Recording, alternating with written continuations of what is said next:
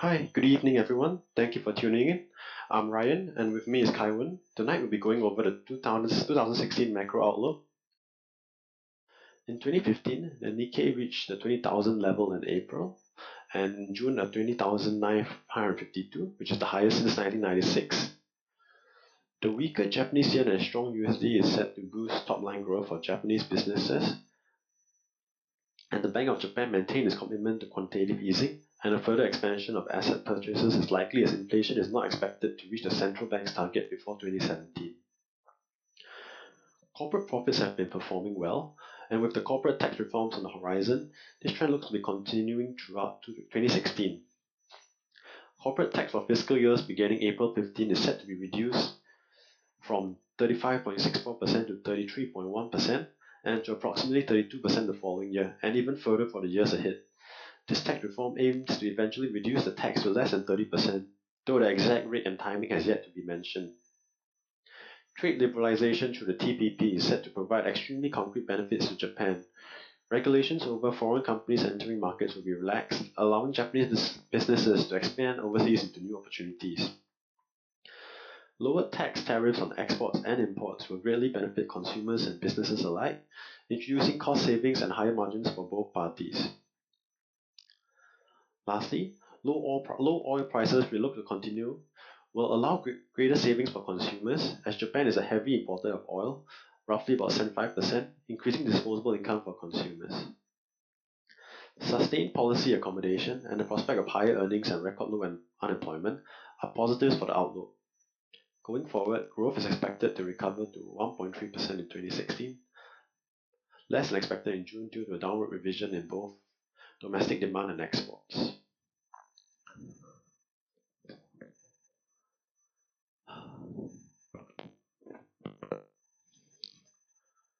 If you look at the Nikkei chart outlook for 2016, it's actually expected to strengthen towards mid-year, with the upper house elections are due to occur, and we can expect further QE for the year ahead.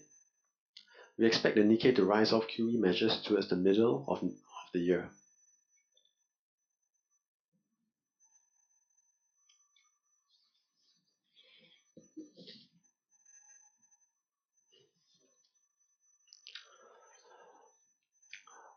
Now on to the unemployment rate. Rising female participation has boosted employment rates and is helping to offset demographic pressure on labor supply.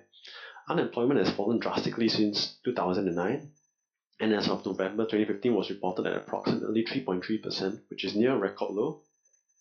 The tight labor market will serve to raise the prospect of a gradual acceleration in wage growth.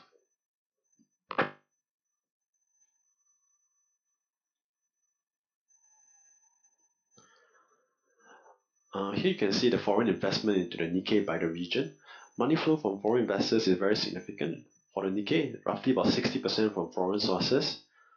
In early 2015, from January to June, foreign funds pushed up the Nikkei.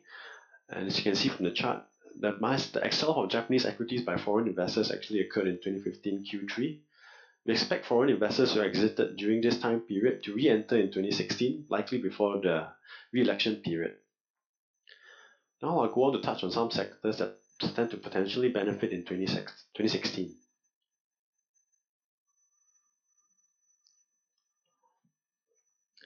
We believe that the automobile and infrastructure sectors stand to gain in 2016.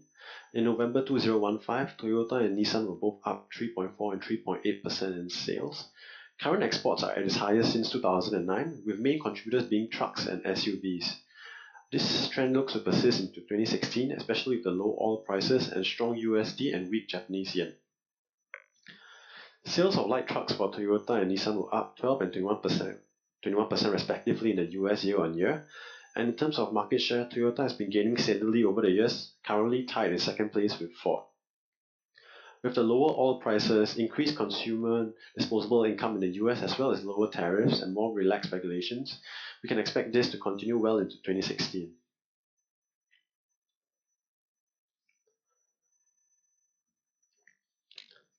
As you can see, car and truck sales to the US have been on the uptrend since 2009, reaching a high in 2015. As mentioned earlier, we expect this to continue.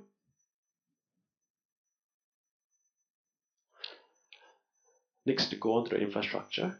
As you may already know, Tokyo has been designated as the host for the 2020 Olympics. With that in mind, there are current and concrete plans to improve the current state of infrastructure and transport, such as railways, roads, as well as the Haneda Airport and surrounding areas in order to cater to this event. Demand for commercial space in central Tokyo has been on the rise steadily year on year, and rental prices have been reflective of the demand. Office rental prices have been on the rise for the last 23 years, and vacancy rates in Q4 2015 fell to approximately less than 4%, which is a big plus for property outlook. As you can see, commercial rental rates are on the rise and have been growing remarkably since 2014, with new properties pulling up the rental rates, highlighting the demand for space in central Tokyo. Now I'll go on to some counters that we believe are exposed in a positive way to all the sector benefits that we mentioned earlier. Finally, for Japan, the automobile infrastructure sector, we have Toyota and Nissan, as we mentioned earlier, gaining a lot of traction in the US. Exports are looking very strong. And 9020 Japan Rail will benefit from the infrastructure development plans. 1802, which is Obayashi. It's a general contractor that builds residential and commercial buildings with focus on the Tokyo metro area. This, we believe, will benefit from the rising demand for space in central Tokyo.